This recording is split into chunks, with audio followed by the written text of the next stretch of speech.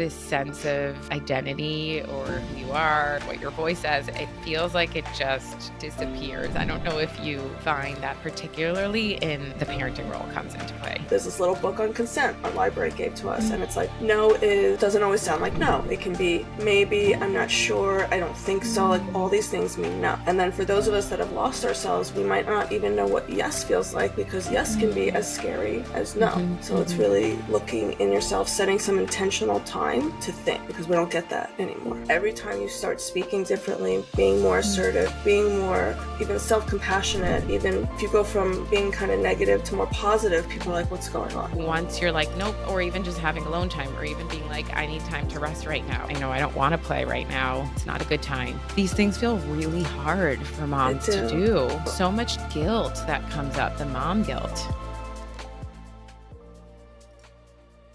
Welcome to Help Them Bloom, your home away from home for parenting support. I'm Evelyn Mendel, child and parenting expert, and on this podcast, we're going to talk about all things child development, mental health, yours and your child's, and how we can use science-backed parenting strategies to preserve what really matters, our human connection with our kids. On Help Them Bloom, I sit down with experts to explore the influences, both good and bad, that drive kids to become who they are. Join me on this journey of parenting with more compassion, self-awareness, and a commitment to do your best as you gain all these new insights. Together, we're going to discover how to stay truly connected to our children, even through the toughest of moments. Let's bloom together. Welcome to a new episode. I am here with Zoe Rapoport today. She is a psychologist and she is a leadership consultant.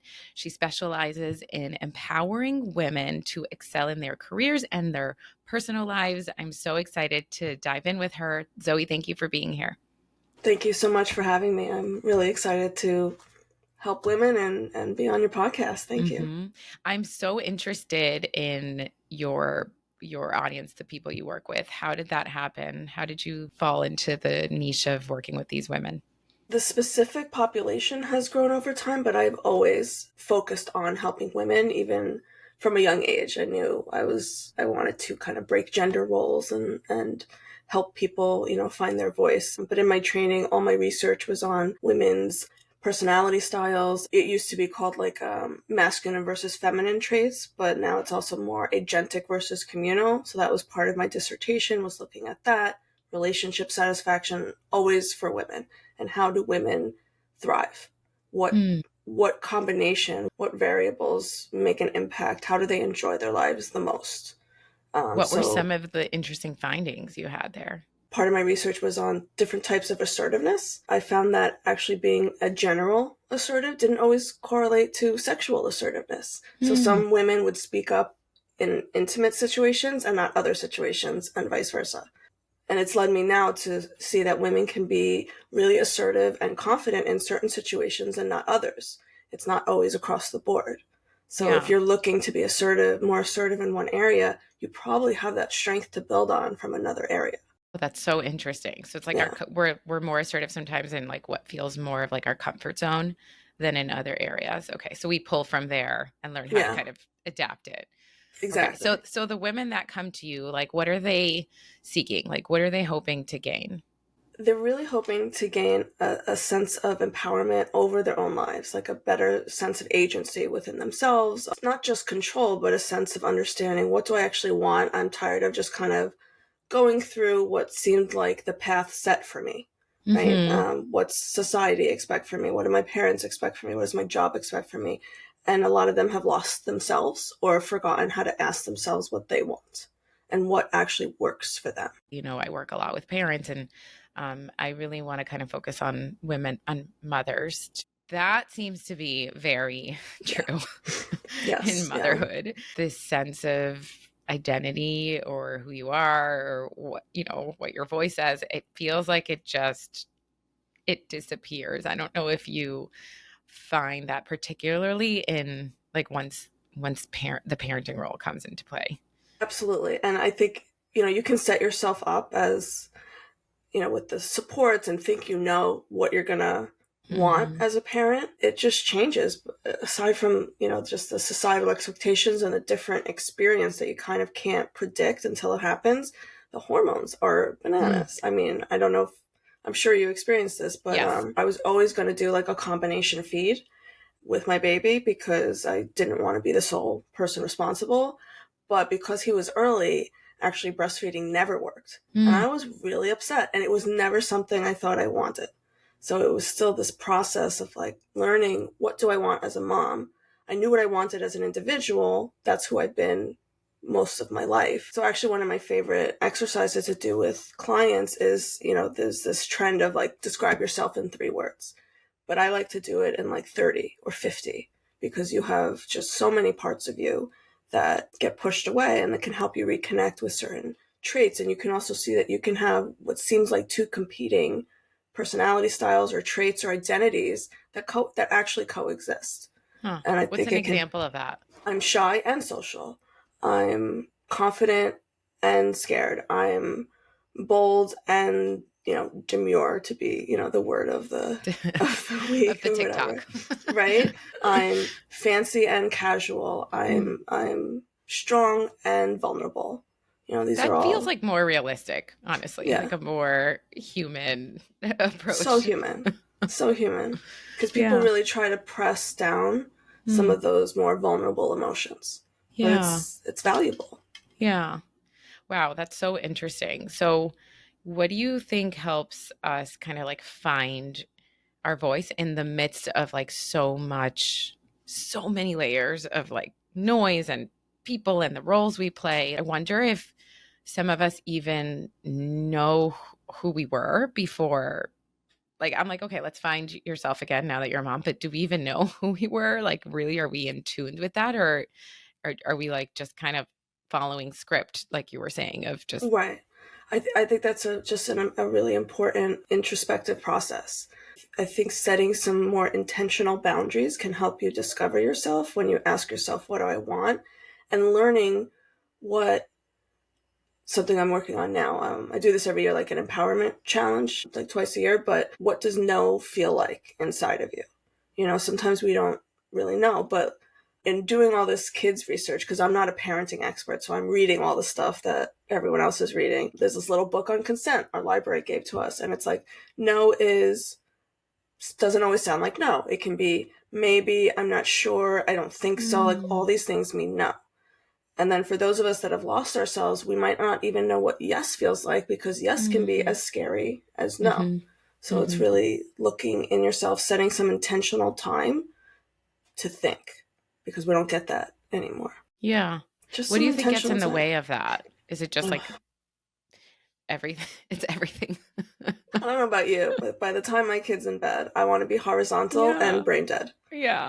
I want to So be binging on Netflix and not think. Yeah. exactly. I don't even want to watch a drama because I really just want something light and fluffy, So I Yeah. think it's all the responsibilities we have. And I mean, if you list down everything you're supposed to do every day as a mom, as a working person, as an entrepreneur, I mean, what time is there? Yeah. So it's making some intentional time, even when you're tired, even when you're, done, and learning to include certain questions to ask yourself throughout the day, as opposed to going on autopilot. Like something at work comes up or something with a client comes up and Mm-hmm. you feel something inside, taking a minute to look at that. Am I feeling dread? Do I not Mm. want to deal with this right now? Is it because I have too many other things? It's like really just looking at what you're feeling in your body Yeah. and what maybe emotion that connects to. Yeah. You're like kind of like learning to ground yourself more in those Yeah. moments and not be on Yeah. such an autopilot. Exactly. Yes. We sometimes I think are put into this category, especially as mothers, as being martyrs, right? It's kind of Mm. like everything for everyone else. I'm here to take care of everyone else, especially my kids, but also lots of other things. Our Mm-hmm. mental load is full at capacity most of the time. Where does that come from? Number one. And number two, do you find that it's a really big challenge to kind of say, this is not what makes me a good mom? This is not what makes me a good person? Yeah, both those things. I mean, where it comes from. I could talk Yeah. about the gender socialization from birth or even pre-birth, Mm, right? If people find out they're having a boy or like a girl, there's studies that have shown you already start talking to them differently in utero. Really? Yeah. And I don't know what, I'm a, Gen X, elder millennial type. So from a very young age, girls are taught to be calmer, be stiller, don't, jump around, don't do this, or, labeled wild if they act the same as boys. Mm-hmm. So you're getting that feedback from so early, and you're socialized to pay attention more to everyone around you from Mm. childhood. Where boys are said, go play sports, go run, go jump. Girls, help with this, help with that. Who needs what? It's That's socialized from, so incredibly, oh my gosh, it's so true. It starts from yeah, so young. yeah. You're told to, kiss your grandpa. Like, you don't necessarily get taught bodily autonomy from a very young age. And Mm-hmm. that translates to when you're older, not feeling like it translates to you not trusting your instincts because Yeah. you may not But do want you to do think that's a something. gender thing? I feel like that also happens with boys. Like you got to say hi this way or you got to. It does, but there's more of an excuse. So boys will be Mm. boys. It's less now, again, with the new parenting styles that I love, which is all about experience and what are you feeling, and because Hmm. boys get shut down in this other way, right? That's why they have the other side of things where they can't access their vulnerabilities. Right. Like boys don't cry kind of thing. Hmm. Exactly. Toughen up. um, but for women, we are taught to just pay attention to everyone's Mm. needs around us all the time. We have a mental load from the time we're born, Yeah. and it's really hard to let go of that as a mom, and say it's not selfish for me to say I'm not going to do my absolute best right now. I'm going to Yeah. just get by. Do you feel like there's a real thing as like balancing everything or do you feel like we just got to yeah, I don't either. Okay, tell Some me more. some Tell me your thoughts around some that. things have to be let go of. Yeah. With everything, there's like a priority matrix, right? What Yeah. is the most important to you? Is it your work, your kid, clutter free, money? Like, you can't have it all. And it's also okay. I find this very hard for moms and women in general too, that your priorities change. People Hmm. feel like, oh, I was stuck on this priority, or this was the most important thing, and now it's changing. And that can be really hard for people to let in. But it's okay if your Yeah. priorities change over time. Yeah, I'm going to give a personal example here. I joined this gym program it's a little cultish, but it's amazing and it's very empowering and it's very, you have like your community there and everything. And this has become such a non-negotiable for me in my Mm-hmm. everyday and even just showing up to like the events they do and everything and for the people in my family, for the people in my friend circle, like it seems like I don't care about anything else, which is not true, but I am prioritizing this at this point in my life. And I don't think that that means I don't care suddenly about, you know, my parenting or my family or my whatever, but it's what you're saying. It's like, okay, I don't think that's selfish. Like, why do we look at it as it's a bad thing? Why can't we look at it as we're taking care of something that feels so good in re-energizing us and then we're going to be able to show up better in every other situation. Absolutely, yeah. You're filling this cup that you didn't even know Mhm. was empty, and Mhm. it makes you a better mom. It makes you a better person. It makes you your better self, right? If it helps you be your best self and enjoy your life more, it's Yeah. worth it. I think selfish is a good word in Yeah. moderation. Everything's a good word in moderation. But when you do change, this is again, I think, a really important point.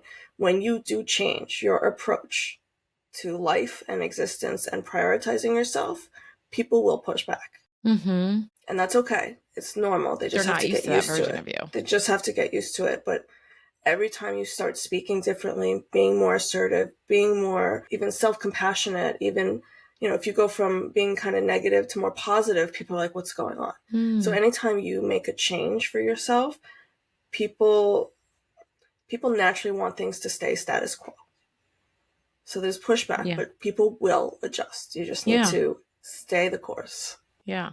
How does that end up, do you feel like affecting relationships, like your partnership, even with kids, right? Like Yeah, even with kids, if you're not a big boundary setter, or if you were like again this martyr parent, I work with parents a lot where they feel bad even leaving their kids to go on a date night, right? yeah, So it's once you're like nope, or even just having alone time, or even being like I need time to rest right now. I know I don't want to play right now. It's not a good time.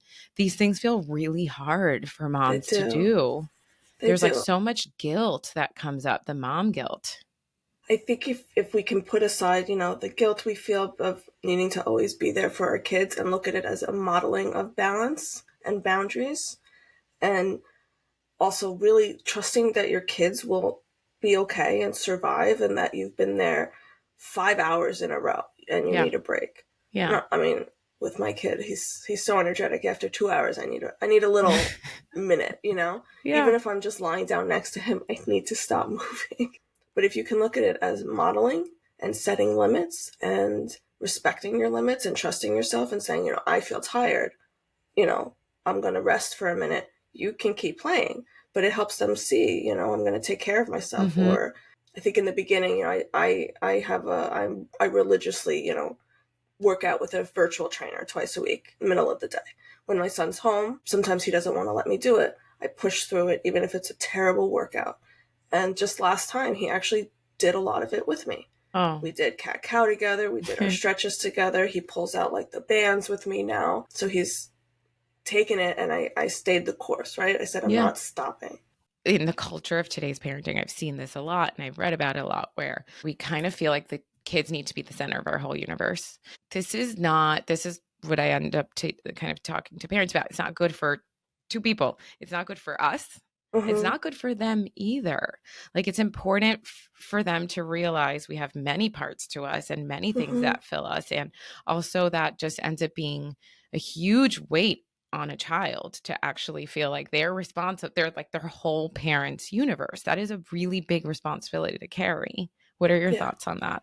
I agree. And I think it's so hard to figure out where the balance lies, because it's also really easy. You have this beautiful baby and you've never felt love like this in your life, and you reorient your worlds around their happiness. And I think it could be really hard to take a step back and say, am I happy? What else did I forget to need to be happy? Asking yourselves those questions periodically. It's like, what's working, what's not? Like, life is a business, right? So re-asking yourself, every quarter or something, what's working and what isn't working. How do I, not saying you have to maximize your joy, but like, am I happy with how things are going? What else do I need to feel a little more fulfilled? What am I missing? It's really hard to make time for a hobby when you have a kid and a business and things like that, but that's something I really miss personally, and it's something I want to prioritize in the next year. Getting back. Do you feel to like people have a hard time even like knowing the answers to these things, because sometimes they're just so lost in the everyday hustle of just like running a household, running a business, whatever it is they're in, that I don't even know that some people would even know how to answer these things, right? Like, they just feel so lost. Absolutely. I think, and also things you used to enjoy, you might not enjoy anymore. So you have to find something new. But I also think a lot of moms make life more difficult for themselves. Tell me more about that. Like, That's the juice.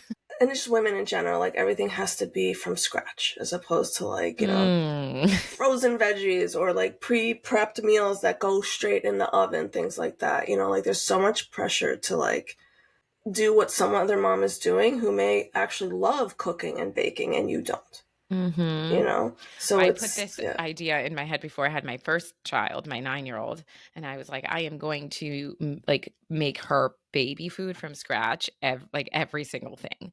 That never happened. It actually never happened. Like, the first time I went to Whole Foods, I got all of the like pre-made baby food, and I was like, why would I even put that in my head? Of again, it's like these ideas that this is what makes you a good parent. This is this is keeping up with the Joneses. And I feel like also social media just highlights the Pinterest life, right? And God forbid my son, he's 3.5, so he's very aware at this point, sees something I'm scrolling and sees these little like cutouts of sandwiches with like letters. And he's like, mine what's don't that? look like that. It's like, don't look at that. Don't look at that. It's not your happening. sandwiches will not look like that. Also, I feel the same way now, honestly, about kids' birthday parties. I don't know what has happened, but that is like not how my birthday parties used to look like, right? It was so simple. It was like a supermarket cake and everyone went in the pool and like that was it. But it feels like now these Pinterest like huge extravagant things from when these kids are 1, 2, 3, like they don't even know what's going on. But so again, who is this for? Like, what are we proving by by doing all of that. Yeah, there's a lot of, some of it's implicit, some of it's explicit competition, right? Mm. Things I always heard about from other parents, it was like, why does anyone care? And now it's easy to get swept up in it. Mm-hmm. And it's hard to say, I'm not actually doing a party this year because I Mm-hmm. need a break, or things didn't, it's like a wedding. Jesus, it's so Yeah. stressful. What do you recommend for women? I mean, I really recommend limiting your social media intake. Honestly, that's one of the best And ways to do probably it. the type of accounts you follow, right? Like if you're feeling really shitty about yourself after Yeah, every time you see something that looks like Martha Stewart every day, like that right, probably isn't. exactly.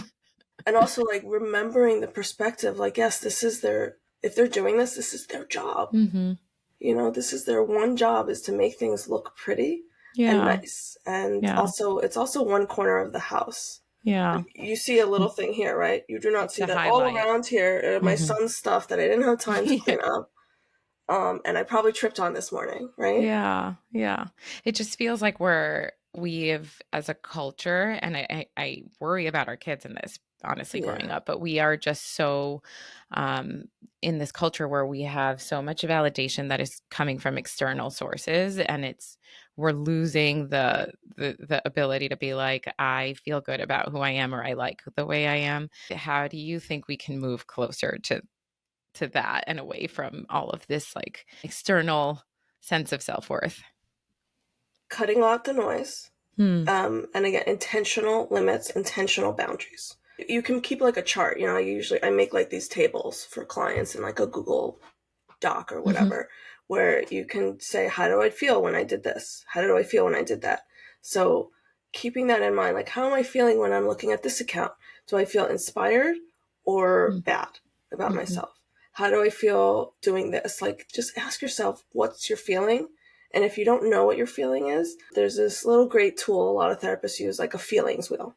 Mm-hmm. And it like, spins out to all these different, like sadness, happiness, joy, all these kinds of things. Like, get one and look at it and see what feels right. Like when we teach our kids emotions, we're teaching them all these different varieties, and like we even use like faces, right? What's the face you connect with? We can do that. We can reparent ourselves. Mm-hmm. We can relearn things that we've forgotten. Like, I've relearned so much just from reading all these parenting books. Mm-hmm. If you can take it in and let yourself be reparented, be young again, recognize that we've put things into boxes that don't actually work for us sometimes. So it's okay to shift those boxes while our kids are still so flexible. Yeah. Nothing's in a box. They problem solve in a way that is so Creative. creative. Yeah. Yes, right? Whereas we're like, oh, certain things have to be solved certain ways. That's just not true. That's what we've learned. And it might have worked at one point, right? Like defense mechanisms, everything. Something served you earlier in life that may not serve you anymore. So it's okay to look at that and say, this doesn't work for me anymore. Mm-hmm.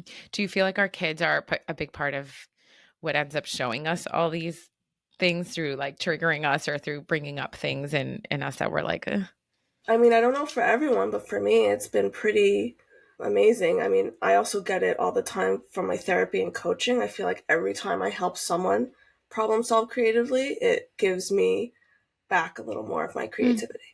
So, Mm-hmm. like, I'll have some really good sessions and I'll feel so good and calm. It's like a yoga class Yeah. where I'm just That's like, awesome. have perspective, remind myself to use the tools I give others on myself. Yeah. Okay, this is awesome. One more question before we end today, because I know that you have a specialty in assertive communication and leadership. So, how do we become a more assertive leader or communicator in our own home? How do we bring that into kind of our family? One of the first things is looking at, when do you want to say no when you say yes? What are you taking on that's too much? What do you need help with? Do you ask for help or do you just stew silently? I have a little visual too that really helps understand the difference because assertive is too often equated with aggressive, and Yeah. it's not the same thing. So there's passive, assertive, and aggressive, right? Aggressive is like bullying. You're like, there's no room for collaboration. It's like, do the dishes or else, as opposed to, hey, I really need these dishes to be done more often. How can we figure this out together? being assertive is actually really collaborative. And passive is just you like taking it on your own. Yeah, and just not even doing it, and then you end up being passive aggressive and like annoyed and being walked all over. Passive aggressive seems to be my language of we've choice. all been there. We've all been there. It takes active steps. It takes, again, a lot of this self-work and mindset work to say, why am I being passive aggressive? Why am I afraid of saying this? And really looking at what can I gain by being direct, by being clear. What does my partner not know about me that maybe would actually help? Yeah. And so you said something key there, which was a lot of times people don't know what we need and we expect them to read our minds or know. Mind reading. Yeah. That's my favorite. Yeah. Yeah. So, we're already upset because they're not doing the thing, but we haven't actually communicated, how we feel about something. So adding that a lot more into your day with your kids too, not just with your partner. Right. Think about communicating with your partner like you do with your kid. If you're not explicit, your kid can't read between the lines. Mm-hmm. Assume, even if you want your partner to, assume they can't. Start fresh. Let go of all the old, tit for tat, comparative things, and just start fresh and say, do they even know I need this? And what do I want to be more assertive about too? Like, again, what's my priority? Not everything's going to be a fight too, but if you're not speaking up, why aren't you speaking up? Are you just thinking about what could go wrong if you speak up? Or are you also thinking about what could go right and what could change positively? People focus on what could go wrong. They get stuck there. Yeah. But what could go right? And what can you gain? And what would change for you for the better? Yeah. And remembering what you said before, which is that it might take people some time to get used to this version of you, right? If they're not used to that person. And you could talk about it more in adult relationships, but with kids, I always tell parents, like, you're probably going to get a higher protest at first because they're going to be like, I don't know what's going on here. Yeah. This is not working for me anymore. That's a perfect parallel, right? You set a limit with a kid that's new. They're like, no, I don't think so. Mm-hmm. But you keep doing it and they get used to it and they accept it. And it's also better for them probably. Yeah, for everybody. Exactly. Okay, I love this so much. Thank you for bringing up such an important topic. And where can people find you? I am, so I have too many websites, but I did see that. I went on your website and there was like 10.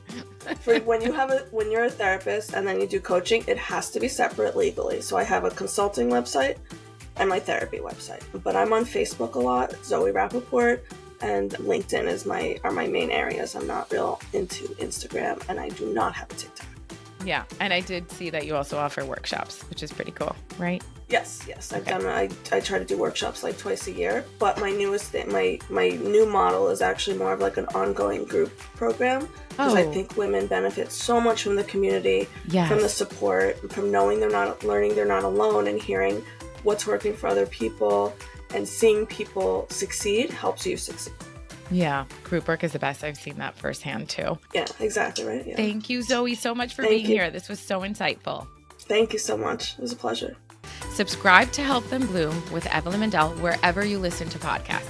Let's bloom together.